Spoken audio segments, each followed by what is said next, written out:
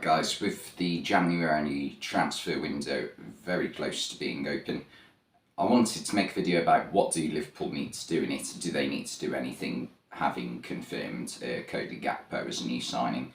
Do they need a new midfielder is basically the question on top of Gakpo. So Gakpo only reportedly cost 37 million, so that definitely hasn't blown the budget, if there was a budget. So there is 3 players linked with Liverpool midfield-wise, and that is Jude Bellingham, Sofian Amrabat and Enzo Fernandez. And I think the debate isn't really which one would Liverpool want, because I think it's a fairly obvious answer. The one Liverpool really want is Jude Bellingham. But I think the question more so is, do Liverpool need this player in January? Because, you know, Liverpool haven't had the greatest first half to the season. Well, we're not even halfway through really yet, but start to the season, and basically face a challenge in getting into the top 4 places for Champions League next season. That's got to be the sole aim, and try and get as far in the Champions League as possible. And yeah, part of Liverpool's problem this season has been the midfield at times. I think when you look at games like Nottingham Forest, I can't remember the lineup off the top of my head, but I do remember that Oxlade-Chamberlain, Curtis Jones, Harvey Elliott all played in that game, and yeah, it just wasn't quite at the level of a midfield that you'd usually expect from Liverpool. Just really young Fabio Carvalho also played, if I remember correctly. So do Liverpool basically need a new midfielder for the last 6 months of the season? In my opinion, no, because a lot of the injured players from the start of the season have returned to the starting 11. So you've got Fabinho, Jonathan Henderson and Thiago are the starting 3 in midfield at the moment. That's the strongest midfield Liverpool have, in my opinion. And then behind that, you've got Harvey Elliott, who's fit, Alex Oxlade-Chamberlain and Naby Keita. Now, Oxlade-Chamberlain and Naby Keita are in a bit of a difficult situation. They're in the final 6 months of their contract, probably not going to be given a new one, and are at an age where most clubs aren't really going to look at them as the future. They might be a good stopgap signing, or a good option to have for a team maybe lower down in the Premier League, or in Naby Keita's case, possibly like a European team. Maybe a move back to the Bundesliga would suit him, because the Premier League just hasn't suited him at all, really. He just can't quite get to grips with the pace of the league, in my opinion. So maybe that would be what suits him. But I do think, though, that they have something to play for towards the end of the season.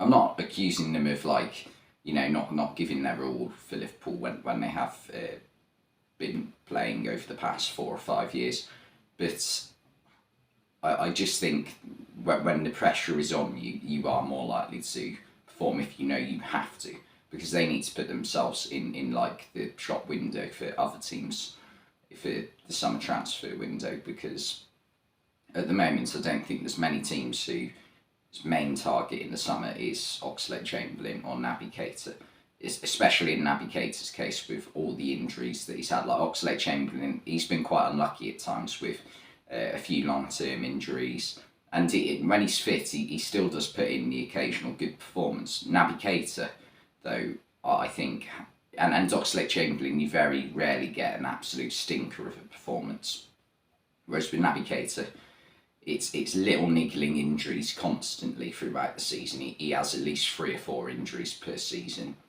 and when he plays in big games, we've seen it on multiple occasions for Liverpool, he does, you know, drop poor performances every now and again. Having said that, he has had spells in his Liverpool career where it has gone well. I remember towards the end of his first season with us, in about March and April 2019, he was brilliant. There was even a spell at the start of last season, around October, November time, where he played really well. But as soon as he gets a good run of form going, he gets injured, and then when he comes back, he's not the same player for a few more months. So it's really, you know, just a difficult situation with Keita constantly. and that's been what it has been for his Liverpool career. He has a spell of 3 or 4 good games every now and again, gets injured, comes back, and can't get back into his performances quick enough, and then when he does, he gets injured again. Constant cycle.